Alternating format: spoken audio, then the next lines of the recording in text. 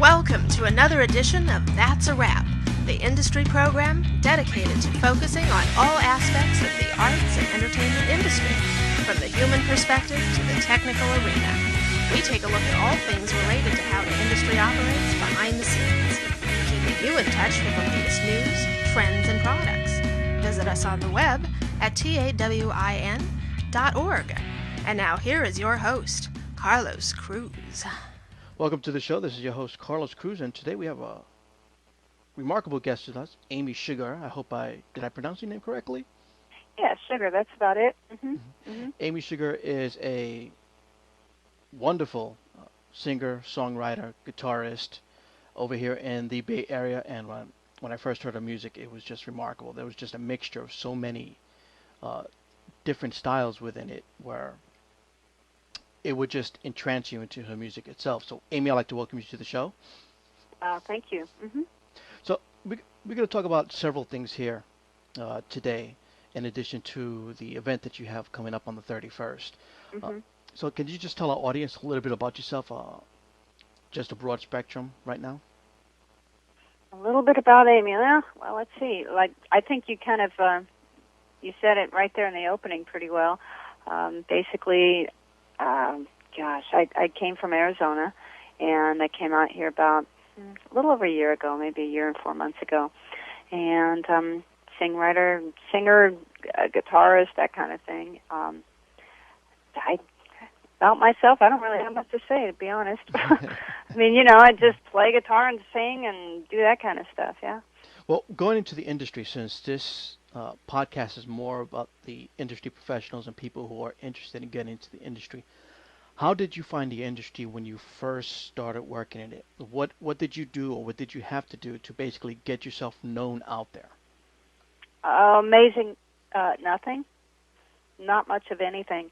And I think basically what's been going on is it's been in the stars.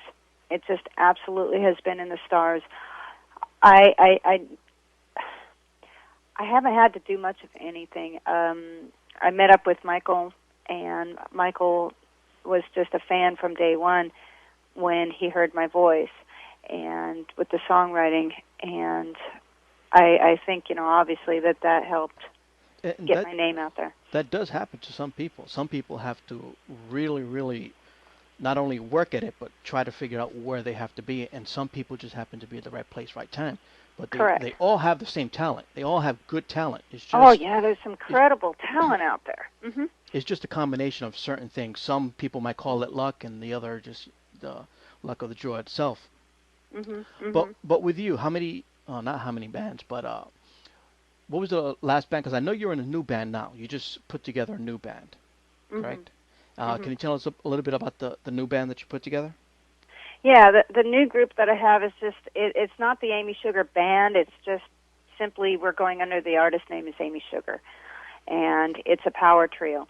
And I think it's one of the first female-fronted power trios in which the female, the front person there is doing all the guitar work, all the lead guitar work, and all the vocals. It's something interesting. And it was quite a challenge for me. I mean, we were going to see about getting another guitar player, and then my manager kind of thought, well, do we need another one? And I thought we did, because I've never done anything quite like this before. And the songs, as you've heard, Carlos, are kind of quite challenging, even if you weren't singing, and even if you were just playing them straight on guitar. But I've adapted, and I do all the lead vocals and all the rhythm guitars while I'm singing and playing. It's just a power trio. It's great, and it's just been real fun. It's a real challenge. And again, we're playing at the Avalon May 31st. I go on 8:30 sharp. I don't play very long, so everybody's got to get there at 8:30 sharp. And the last band I was in, last thing was with Michael Schenker. Yeah, I've noticed that on your website. If you want to get more information on Amy, you can go to www.amysugar.com. That's AMYSCHUGAR.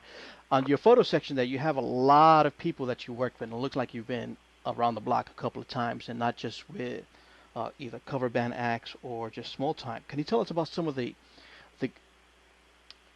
musical guests that you've been with that stand out most in your mind? Oh, you mean like just kind of hanging out with, Yeah. or? Yeah. Well, let's see. I don't know. I, met up with Ozzy and everything, and just bunches of different people. I mean, when you go to the NAMM show too, there was people that wanted to meet me, and Joe Betancourt and Nick and stuff from Black Label. But I mean, I don't really, name dropping to me is not really much of anything for me. Actually, working and stuff with people. It's Kim from Boston, the bass player. Mm-hmm. Unfortunately, Brad, is gone.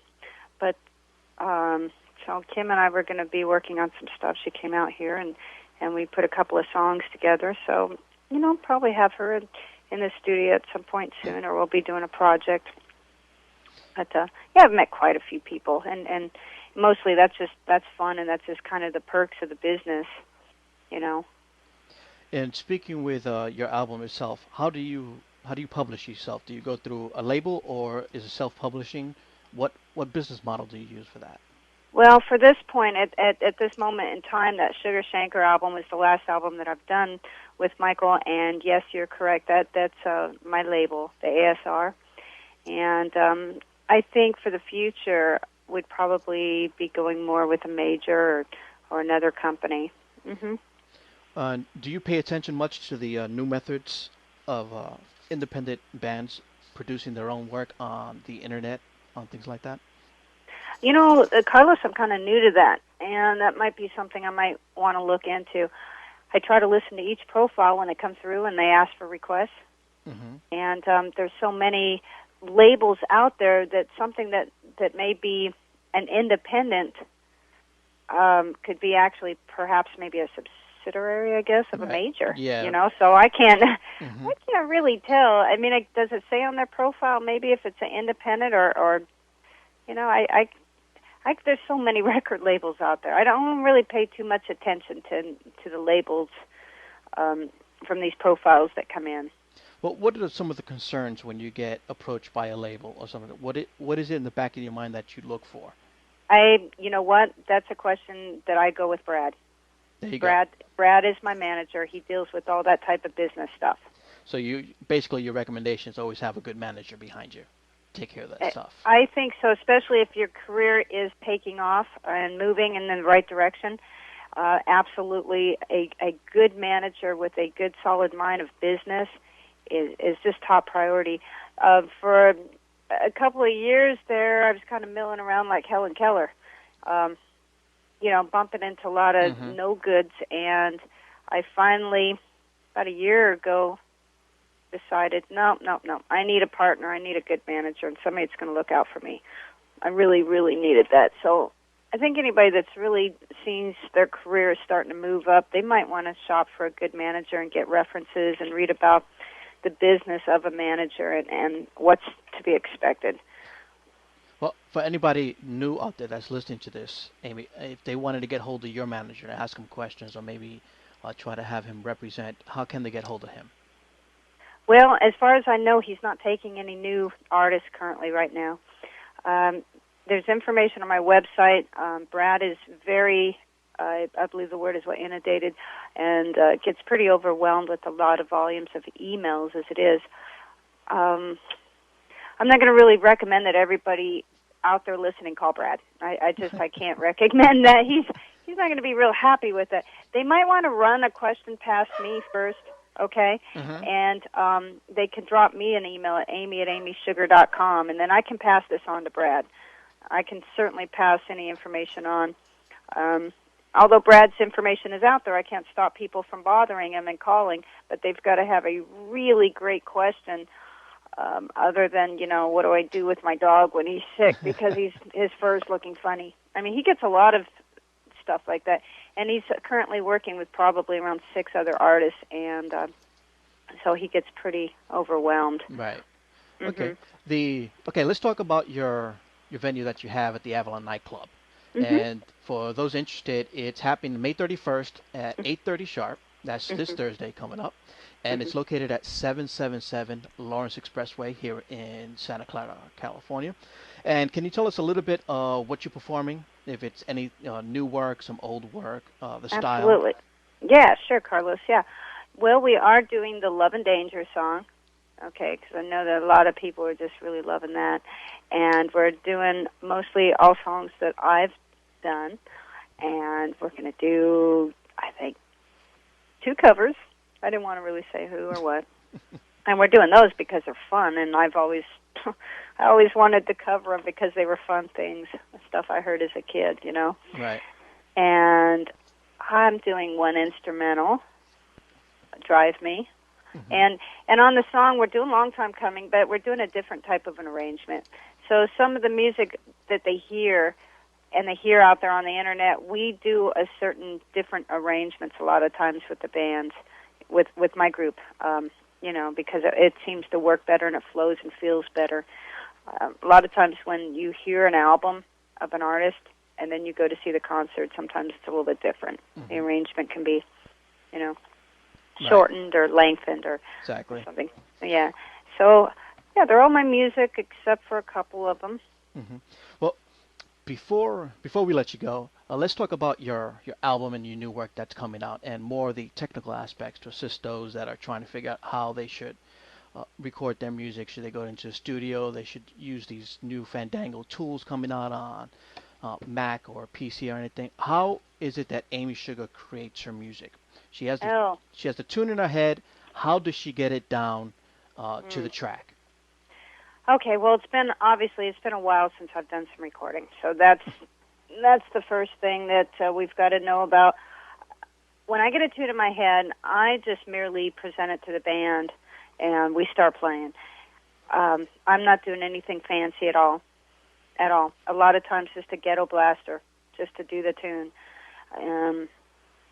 You know, I haven't been to the studio for a while, and we're currently in the process of shopping that kind of thing and looking around to see what's going to suit our needs at this point. As far as like doing Pro Tools and all these kind of things, I had a studio in Arizona, and I was doing a very simple 880, a Roland 880 recording, and you know, that worked out for me. It was pretty simple stuff. These guys getting into Pro Tools and all this is like speaking Chinese to me. And if I have to go to school to get an engineer's degree, then forget it. I just really rather have somebody else operating all that gear. And which is understandable. You want to concentrate on the music. And, you know, there's a lot of people out there that know the technical aspect of producing the actual sound itself in Pro Tools or in Logic Pro or one of the other industry favorites. So it's totally understandable, and I like what you're saying, because there's a lot of people out there that believe they have to get on the Mac and they have to know Logic tools or Pro Logic or anything else like that. And what with the sound that you come out with is just plain and simple, nothing really fancy. Well, thank you. Technical wise, you know, it's a good sound. And you really didn't go crazy as to trying to get a PhD as to trying to figure out. Oh, no, we did that at a studio. Michael and I did that in the studio there, and he and I produced that thing. And, no, I don't even want to, you know what, like I'm with Michael on some stuff where our minds think a lot alike. I don't want to know about it, really, not at this point. I just need to know about the songs and my performance for the songs. You start getting into that, Matt, Carlos, and figuring out, man, there's nothing like sitting there getting ready to do a lead solo that you just thought of, that you're just really excited about, but oh no, the hard drive did something, or maybe there's some kind of error message or something. Shoot, man, that'll stop the creative flow flat. I just want to deal with professional people. I can go in there and do my part, and they can monkey with that business. I don't have the patience for it right now. No, I totally understand what you mean, because I don't right even now want to know about it. yeah, exactly. Don't want to know. Well, this podcast was delayed about 20 minutes because I was getting a nasty feedback from my input area. Imagine if you had just had a creative idea for a vocal melody, you would have probably forgotten it. Exactly. You would have moved on to something else. Could have been the number one. Could have been a hit. I know. And to me, a simple ghetto blaster and the melody structure over the basic rhythm of the guitar is exactly how I write, and it's always about the songs. People are forgetting nowadays about songs. They forgot that it's about the melody and it's about the songs. It's all this technical stuff and how good that their digital console sounds. Exactly. Their And toys. you know, the Beatles, they wrote the most incredible songs, and the technology was simple, and some of the music sounds like in the background, and it doesn't matter. It'll get you dancing and singing. Mm-hmm. It's gone overboard. We need to all focus back onto the music and what the words are saying. That's my opinion. Sorry. No, I totally agree with you on that one. But tell me, before we let you go, what would you recommend to any new band member out there? What kind of piece of advice, whether it's to the music or to the love or the passion or to management or technical staff, what one piece of advice would you throw out there? Well, I tell you what, I always encourage people to write me. I have that MySpace music thing, so we also might want to plug that, because if people want to write me, they can reach me really easy there too. It's Amy Sugar Music. It's MySpace. What do you say? MySpace.com/Amy Sugar Music, and the name is SCHUG as in good AR. Now, my piece of advice, to be honest, is never give up. Even if you end up working a 60, 70, 80-hour work week and you've got kids, every day do a little bit of something to further yourself along. Every day play your guitar for 10 minutes, even if you can't. And you're in a hurry and you got to get in the shower and head off to work, you need to wake up 10 minutes early so that you can play. That'll keep the motor skills going and all that kind of stuff, the dexterity. And research what's involved with management and the percentages and what's to be expected. There are some really good books on the market, so you have to, read. You have to actually go and spend some money and go to the store and research what you're doing. Don't sign with the first person, and when you do find a manager that's interested in you, don't be like all in the stars about, they manage so and so and so. Sometimes if a company manages so many famous bands and you're new to them, they may not have the personal time that your career is going to need in order to develop quickly, because they're dealing with these other guys and you're just a little guy, and they get pretty busy. Also ask for references. My management, Brad, he's kind of caught off guard when I asked for references, and it's a great thing to do. A lot of people can talk and spin a really good tale about what they're up to and what they're going to do. And, when you see that the other artists that they're dealing with are happy, that's a good sign. And, if you're possible, I would get an agent or a manager that's inside the same state, that lives near you, that you might be able to have lunch with and schedule appointments with, once a month, and sit down and just talk, get that personal touch to it. And, most often keep up with the songwriting and just never give up, and try to focus, try to take away the stresses and stuff from life and life's events and prioritize what you need to do. And always be humble, always be gracious to fans and anybody who takes the time to listen to your music and compliment you on it. Always be very thankful that those people are there, because without that, you don't go any further. And if they have any other questions, people can email me, and I'll be glad to share some time with them to the best of my ability. Is that good? That I couldn't even ask for anything more. There's really no other question that I can ask after that. So we'll just basically have to end the podcast and make sure that everybody contacts Amy Sugar. Once again, if you want to get hold of Amy Sugar, you can go to her website at www.amysugar.com. That's AMYSCHUGAR. Or you can go to her MySpace website, which is myspace.com/Amy Sugar Music. Mm-hmm. And it's looking at your website here, and it looks like you can sample some of your music there. So if people want to know what to expect when they go down to the Avalon over, and let me get the address one more time, and the Avalon nightclub is at May 31st, this Thursday, at 777 Lawrence Expressway, Santa Clara, California. Make sure you're there at 8:30 sharp, and let everybody know you're there to hear Amy. And that's the only reason why you're there. Yeah, please let the doormen and people know about that too, because somehow or another they do some type of a head count on it. Carlos, thank you so much for such a great interview, and it was great speaking with you. And I'm hopefully looking forward to seeing you on Thursday also. Yes, we will be there, and thank you very much for being on the show. We look forward to having you here again. My pleasure.